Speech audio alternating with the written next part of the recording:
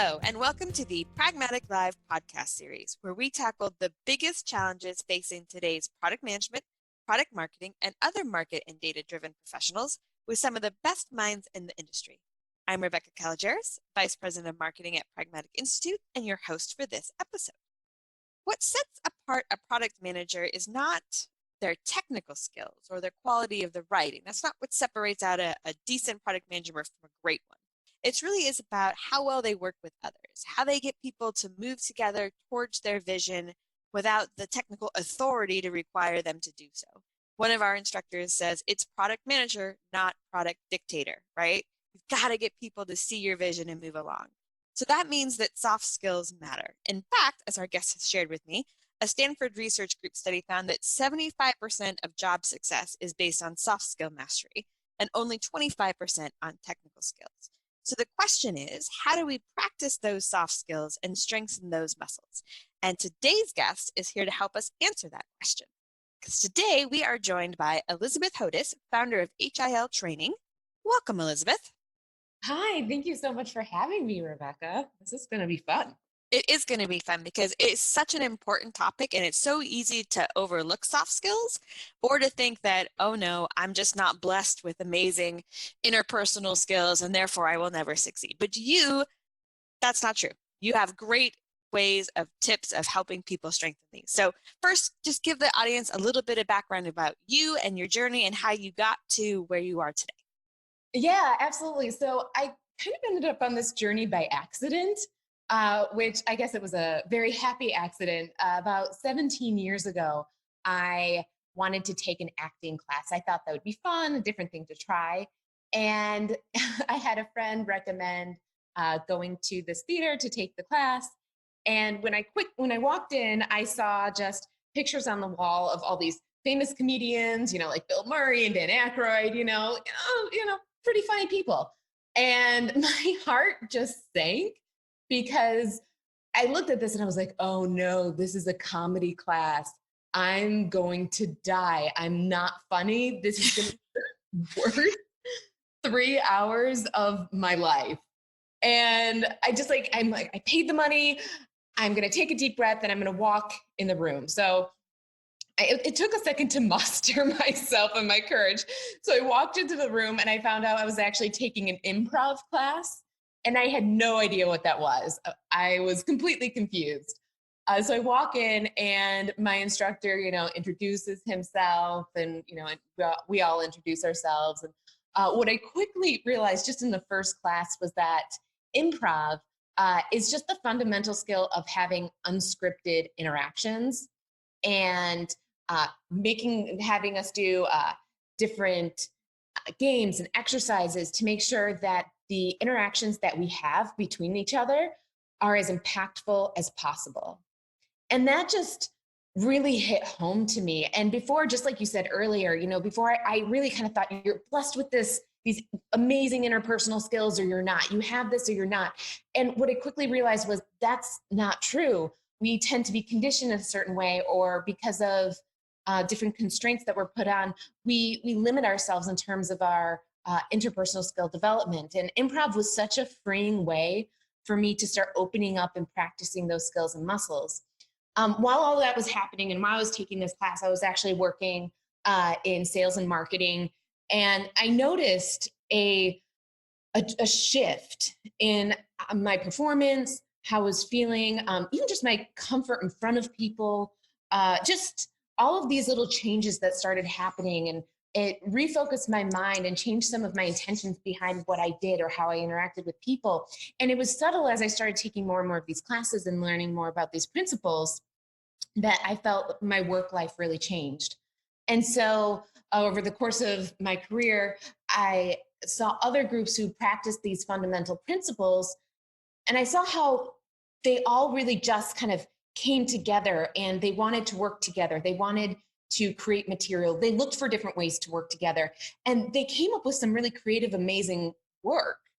And I noticed the difference between groups who practiced this skill and this muscle versus groups that didn't. And so that's actually what sparked me about 3 years ago, maybe a little over that now.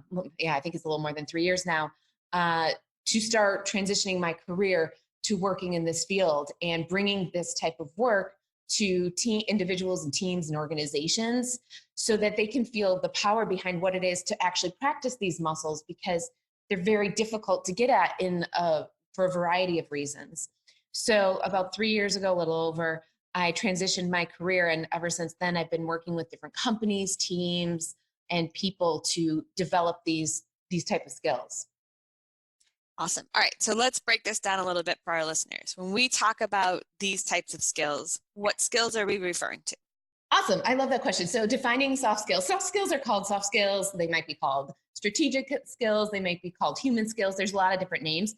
But really what we're talking about is the interpersonal relationships or interpersonal skills. So that's your active listening, your engagement, your motivation, your communication, your empathy, that type of thing, your communication style. So all of those soft skills are really when I say soft skills, those are kind of some of the I would say the hits of soft skills. Those are some of the big buckets. The top hits. If we're going to do greatest hits of soft skills, those are probably them. That's quite a song collection there, I think. All right. So, and then, I mean, I think we all see it, but why do you think teams that are strong with these interpersonal skills do better?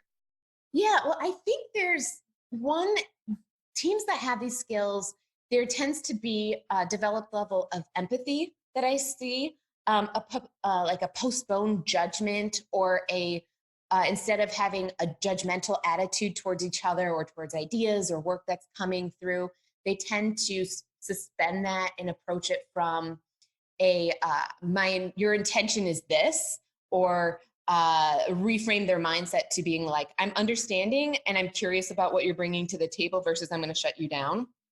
They also, a big part of what I see is when they start to have an equal distribution of contribution in the team. And I think this is especially important because it makes sure that everyone's voice on that team feels heard. And when we're talking about collaboration, when we're talking about making sure that we can get at these skills, if people start not feeling heard, or they feel like their voice doesn't matter, if they bring an idea to the table and they're judged or shut down, that's what leads to a lot of what I call, this is me, a lot of people will know, like the tech debt. I call it communication debt. So they start building up that communication debt. So, those little things that shut down when you came in with an idea and someone just shut it down, either by using the language technique of literally saying no, or if they were, just shut it down in general, or, didn't move forward or didn't explore your idea, that starts to wear on you. And all of those little moments start to build up. And that's what causes hesitation. That's what causes disengagement, demotivation. That's what starts to break down some of the dynamics in the team and the trust. And that's when productivity suffers, our bottom line suffers, our projects suffer, all of that. So it's very important for us when we look at teams to make sure that we have that kind of equal distribution on the team, and teams who successfully, practice these soft skills. And it's not just like a one-time thing where I've done one exercise and active listening and I've got it. It's not that. It can't be. It's almost like if you're exercising and working out and you're doing a squat, you've done one squat, great. Now we have to keep doing it to build that muscle. And teams that actively take that approach of like, hey, we're going to postpone judgment and go for understanding instead, when they actively practice that or introduce that into the day-to-day behavior that they have, even if it's just calling it out at the top of a meeting, being like, hey, this meeting is brainstorming. In this brainstorming session, we're going to postpone our judgment. We're going to go for understanding and curiosity within the confines of our constraints. So it really does open up that conversation. So I think that's why we start to see teams, when they apply these skills, be more successful and have a higher level engagement, employee happiness, which we all want to be happy. And one of the best things in my career is what I want out of my career is always to be happy, be laughing, and share that with others.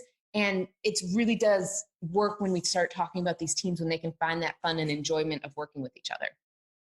I mean, I think it's more productive. It's longer. You get to keep your employees longer. And I love the concept of comparing it to technical debt, right? We all have software products, we inherit technical debt, and we know how that gets in the way of all the forward progress. And communication debt, as you described it, is very similar. again, it's not going to be one trust exercise and boom, everybody's like, you do value me. It is an equal partnership, right? It's going to be a lot of testing those lines. So in addition to stating that it's important, how else can people really build that up within a team? I think it's just actively practicing it. And I know this sounds a little bit silly and it will feel silly at first, but I think it's bringing these exercises and activities into the team so they can practice the muscles together and grow together.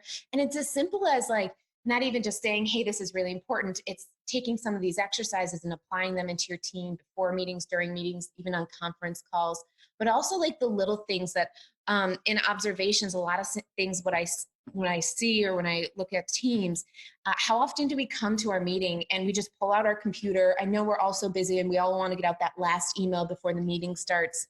But that actually does start to accrue another type of communication debt, because then we're valuing, when we start to the team, we want to start just by making eye contact with people, saying hello, seeing people in the room, because when we see people in the room and when they see us, we feel more connected and we feel more a part of that process, even though it's so tempting to come in the room, put out our computers, pull them up and start to like quickly finish out the last Slack message or whatever that may be. It's so important for us when we come together to put that aside for a second and just talk. And it's very challenging, but those type of things, when we say we want to increase this or when we say we want to do this, we have to actually put it into practice in very little ways. Saying hi to people in the kitchen, if we're remote working, turning on the camera, as hard as that is, and I understand my hair days are not perfect. Sometimes I'm like, ooh, people saw this hair, ooh. But even though that is the thing, that human connection cannot be replaced, and that those little ways start to build up a larger practice of trust and a feeling of connection between the team members. Did that answer the question? I want to make sure I heard that right. Yeah, I mean, I do think that there's some exercises, and I actually think the human connection is important. One of the things as we've gone with more and more remote employees is there's a struggle in that part, is our meetings will start and they're a little bit casual and there's some brainstorming and some teasing and it's a lot of bonding in those meetings. But if the majority are together and one or two are virtual, I think it's harder for them to participate in. So that's one of the areas that we've struggled to have them feel as part of that, as some of the others. So yeah, you're not alone. I keep hearing that. It's more and more remote workers are starting to feel isolated or feel a little bit separate from the team because you don't have those quick hallway interactions. You don't have that quick banter or teasing or whatever before, which seems little, but it's actually so important to have those moments. And some things that I always talk about is turning on the camera, so making sure they see your face, you can see the room. If, supposing they have that capability to do that. But there's also little things that they can do, calling or video chatting with a couple people a week, just checking in, carving out that time to have those quote unquote hallway moments with people, even if it's a 5-minute, hey, quickly want to check in, see how you're doing. Whatever that may be, as hard as that feels to carve out in the time, because we have so much on our plates, especially in these roles, so much is on the plate. But it's almost that philosophy of we almost have to slow down a little bit to make sure we can get further. That makes a lot of sense. So you talked about some exercises. Can you give us a couple of examples of exercises that we could do with our team? Oh my gosh, yes. Ooh, I just clapped. I think she's excited. I get so excited. There's so many different ones. I think if we're just kind of continuing on the theme of remote working, a big problem can happen is, maybe people aren't sharing their voice on the call or feel hesitant on the call, or, people are talking over or not listening, or there's a variety of things that can happen, especially on like a conference call, let's say, or if the team's coming together. An exercise I love to do to either kick off a call or in a group setting, whatever that may be, whatever your constraints are, is called countdown. And despite the fact that it's called countdown, you actually count up. So I know the little mind games that they play with you. The countdown exercise is one of my favorites, and I think it's because it gets at a variety of muscles. So on a conference call or even in a group, if you're in a group like in person, you'll just have everyone close their eyes. On a conference call, obviously, you know, it's nature of the beast that you don't have to worry about the visual. So what you do is the whole group is actually going to count to 20 one at a time. So it would be like, I would say one, and Rebecca, you might say two, and then, you know, someone else might say three. If at any point someone talks over you, if at any point a pattern emerges, if at any point someone says consecutive numbers, so if I said 1, 2, you have to go back down to 1. So you have to start again. It's such a simple exercise, but it really does work, because then you hear, oh, this person, oh, they tend to go really fast after, you know, someone else speaks, or you pick up the breathing patterns, the pauses.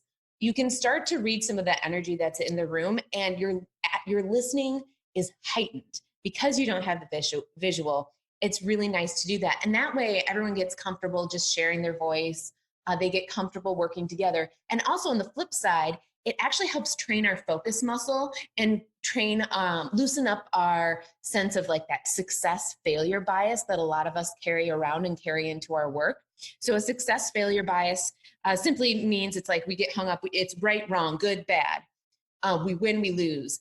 And we just have that naturally a lot in our in Western thought. And an exercise like this trains us that instead of like, oh, it failed, it didn't work, just chuck it. It trains and teaches our muscles to be like, oh, okay, someone talked over each other, or, you know, someone went consecutive numbers, whatever, a pattern emerged.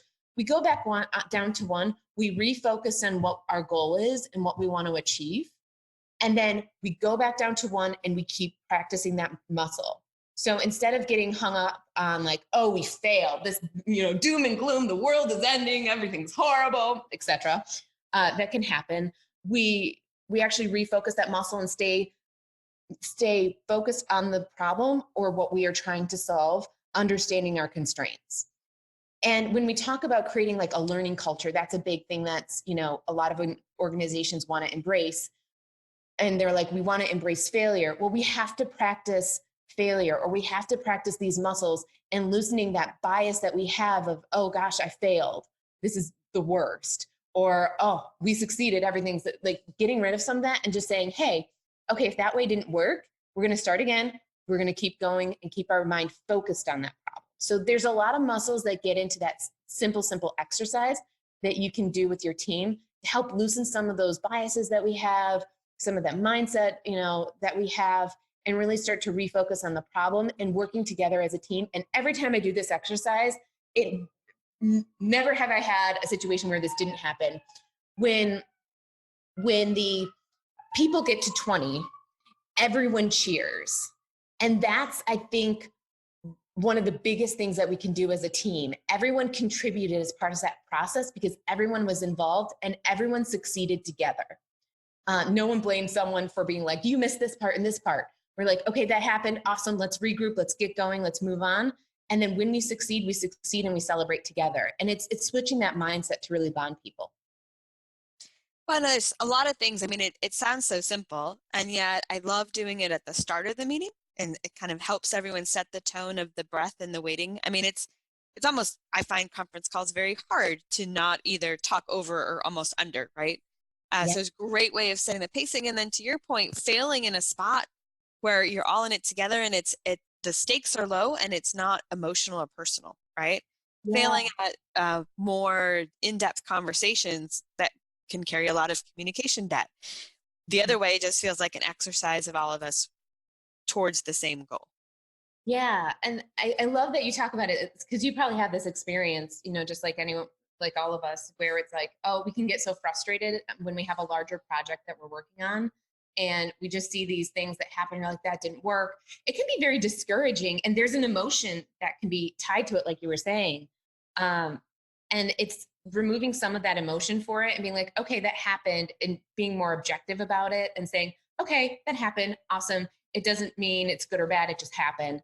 Let's refocus. This is what needs to happen, and going for and accomplishing it. And actually, it's really great to take this into your everyday life too, when, you know, something comes up, or if you have, you know, your internet goes out and you have to call, customer service, which is always a thing to do. And you're like, you can get emotional. You can be like, this is so frustrating. Or, saying, okay, all I need is my internet fixed. Let's just get there. So it actually does translate into, you'll find it like spills over. Well, and it's a tough balance, right? Because I think some of the best employees are absolutely emotionally invested in the company, and that's why they go above and beyond. Absolutely. But that also means that sometimes the balance and the perspective gets a little lost, and figuring out how to keep caring, but not in a way that it brings you down is a tough balance.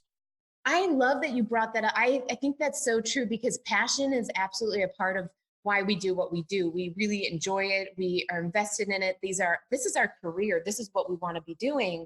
And that passion can sometimes work against us unless we start to reframe it in our mind. So it's like, we want it to serve us in the best way. And then when something happens and, it hits us really hard, giving us some tools to handle that so that it doesn't derail us.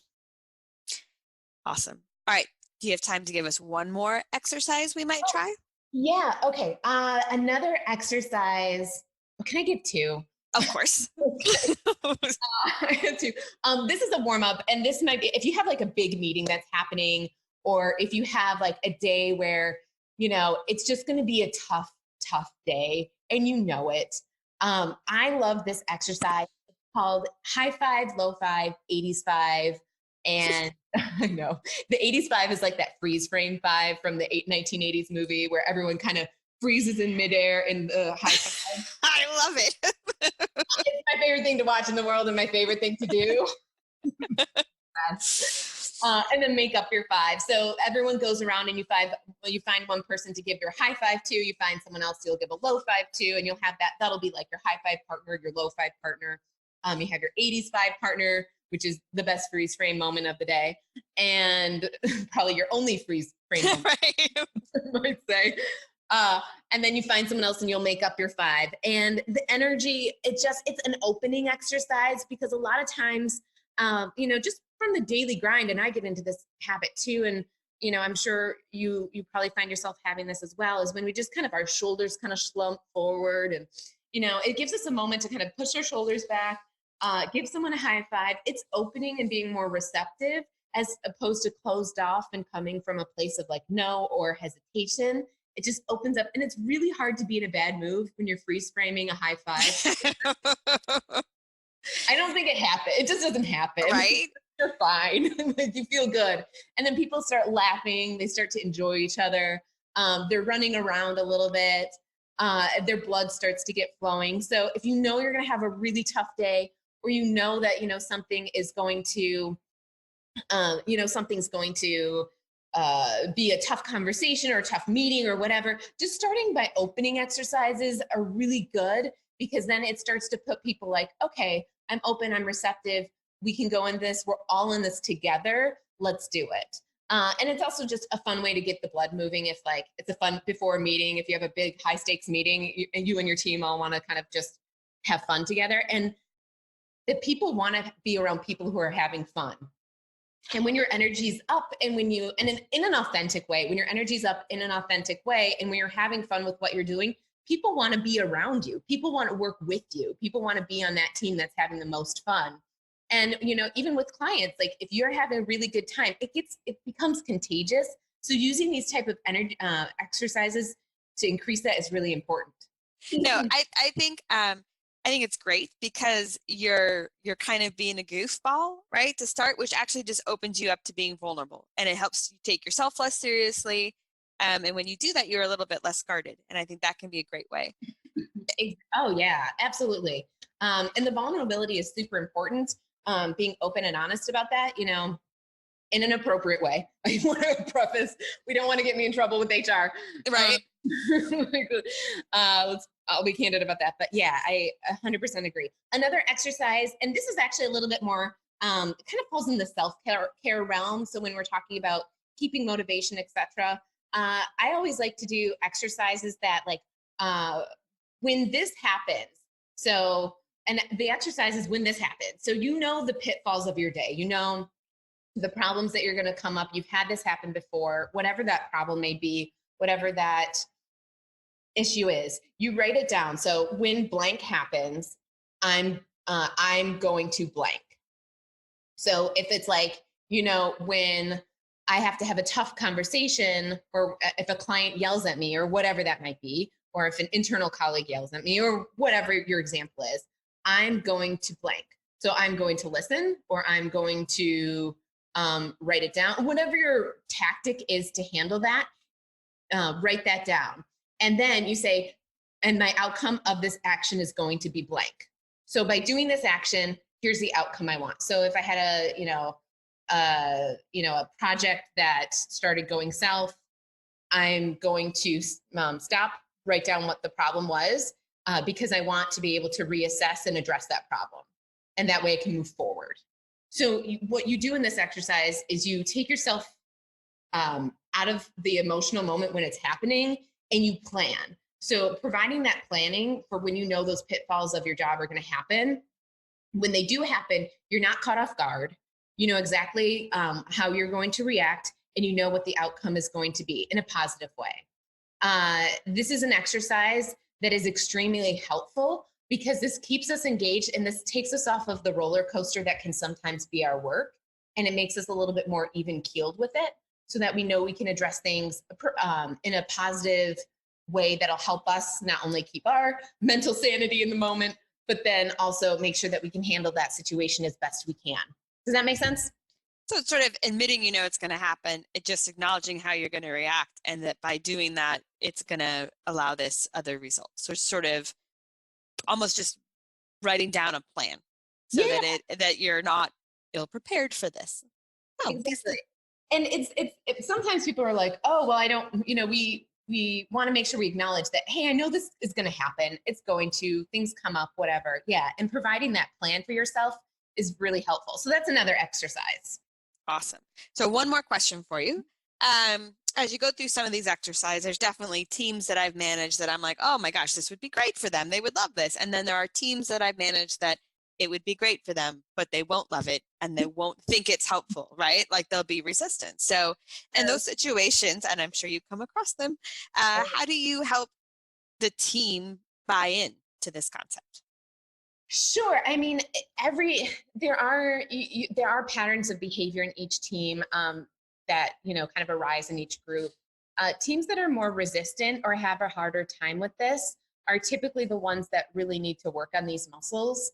And it is kind of acknowledging like, hey, this is not this is not your fault. This is not a shortcoming. This is not something that, just kind of putting that at ease and putting them in an environment where they make sure that, one, they don't feel judged about where they are in the process. And I think creating that safe environment for them to start talking about some of these hesitations about doing this type of work or building these type of skills, or some of their default behavior can come out. We first have to make sure we're in an extremely safe place that they feel comfortable to do that. So we have to establish trust at the beginning. Two, if they're really hesitant and don't want to do it, we have to find different ways that they can engage with it in a positive way. So there's different exercises that you can do with different teams. If they're a little bit more closed off, there's different opening exercises that you can do that help them kind of ease through that muscle. So like, I'm not going to put someone who's super hesitant about doing this type of training or building this muscle into the most advanced exercise we could possibly do. That's just going to shut everyone down. But if we can work on smaller exercises to start opening up those aha moments. And then honestly, it's just consistency of practicing it and creating that non-judgment environment, or that postponed judgment environment. So it does take time, especially when teams are trying to learn new behavior. But if we can start giving them smaller bits and pieces that they can kind of grab onto in little ways, so that they don't feel like they've been called out, they don't feel like they're in the wrong or failed or anything like that. But they feel like, oh, there's little wins. And the other thing about this training that usually happens is that when we do exercises, we do kind of contrasting exercises. So contrasting exercises allow people to sit in their comfort zone, and then I'll pull them out of their comfort zone a little bit. The reason I pull them out of their comfort zone a little bit is to give them little bit of a different feel in their body, because we can know like, oh yeah, I need to actively listen to my colleagues, and I absolutely do that. Maybe we don't, but how do we know? So if it's an active listening exercise that maybe is what they're struggling with is, listening, we give them that listening exercise that kind of sits in their wheelhouse. And then we give them a level up listening exercise. So then they're pushed to, engage and focus and listen a little bit harder, because the way the exercise is constructed, it forces them to use more muscles. And then they can start feeling the difference in their body and saying, oh, actually, oh, that felt different. Why did that feel different? Well, it engaged XYZ muscle that was different. And oh, that's the level we're supposed to be listening at. And the light bulbs start going on. Another example is when someone, I'm sure we all have this person on our team.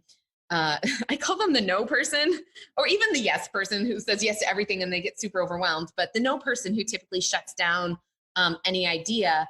And their intention, I always look at what's their intention. Their intention is typically, not always, but typically to provide constraints or to provide that grounding force of, hey, we have to think through this part of the process. Sometimes, and through no fault of their own, they haven't had that next muscle to present it in a way that other people can receive it and it still can move forward a conversation. So there's an exercise that I do where we basically we do one-line stories, and to start each sentence, someone says no, and they go around, and the next person says no, adds their line, no, adds their line, no, adds their line, and you can quickly see that the story goes absolutely nowhere. And and everyone gets super frustrated. But people who are hesitant or have a harder time with this, or maybe they approach their work in this way, actually start feeling in their body and can see within the constructs of the story that, oh, that didn't go anywhere. And then we progress the exercise so they can see when I actively listen and I build on an idea, even with providing a constraint, if it's like time or budget or whatever in a real situation, even we start moving forward with that, I can see it progresses the conversation and it gets to our goal of being able to work better on this project or work together, and we move towards that focus. And I love so much of what you said there. First, I love when there's someone who's resistant, you get them on board by giving them a win first, right? You don't start with oh, they really suck at this, so let's give them one that's going to push it there. You start with an exercise that they'll be good with, and then extend it so they can feel the difference. And I think, again, that's a great way as someone implementing it to think about building it into a safe environment. Yeah. And then we all have the no person. And sometimes we all are the no person, right? Like, been in a place a long time with a certain type of project, you come across as the no person, and thinking about how to provide those constraints in a different way is powerful stuff. Yeah, exactly. And, then we start to shift our intention from like, hey, I'm going to provide this constraint, and being aware that might shut it down. And we're like, okay, my intention is not to shut it down. My intention is now to provide. How can I effectively communicate that? And for everyone, it's a little bit different, and everyone can approach it or talk about it a little bit differently, but knowing like, hey, I want to keep moving this conversation forward. And how can I do that effectively? And using things like, I understand what you're saying and I hear you, and this is what we're talking about. Okay, help me think through this, or tell me more about this. Okay, we have this budget that we're working in. How are we thinking of fitting this idea in? So providing that way, as opposed to saying, no, we don't have the budget. It's very different, very different. Right. And again, budgets are real, right? It's a needed constraint. It's a needed reminder. It's how do we present that in a way that allows us to maximize within that constraint and not feel constrained by it? That's a terrible. But I get yeah, exactly, and not feel like shut down. Yeah, yes, shut down exactly. Of like, and then again, when we go back to talking about that communication debt, that's where it kind of comes in, when we can start reframing these little moments, or giving people that maybe have these skills to work on and maybe hesitant, or maybe a little bit more begrudgingly working on this, giving them those wins and helping them say, okay, if we tweak this and move this forward, we're moving in the right direction. We're moving in that the communication debt is starting to lessen. and we can see that shift happen. It's just a daily thing that we have to do. And that's why I always say this is a daily practice. It's not just like a one-time shot. It's taking these exercises, this mentality, and these concepts back and learning how to apply that in your team in a very real way. Because honestly, like, I'm very practical. I just know we have so much going on, and we have to fit this in little ways throughout the day to make sure it becomes embedded in the way we work. Absolutely. Awesome. Elizabeth, this was amazing. Thank you so much for joining me today. Oh, thank you. This was so fun. I love talking about this, as you can tell. I'm going to go give some high fives, some low fives, and I'm totally going to do a freeze frame five. And then I'm going to make one up. I'm excited. I'm excited. It's going to sweep the nation. We're all going to be doing high fives in the street. Maybe we'll make it a contest. Just take your picture, freeze it up. It'll be great. Perfect. Awesome. All right. Thank you, Elizabeth. And I know you're also going to be on our webinar coming up. So we're excited to have you for that. And I think there's lots of great advice that people can start implementing right away. Perfect. Well, thank you so much. Thank you for having me. All right. That does it for today's episode. Thank you, everyone, for listening. And don't forget to join us next week when we tackle another great topic designed to help you elevate your product, your company, and your career.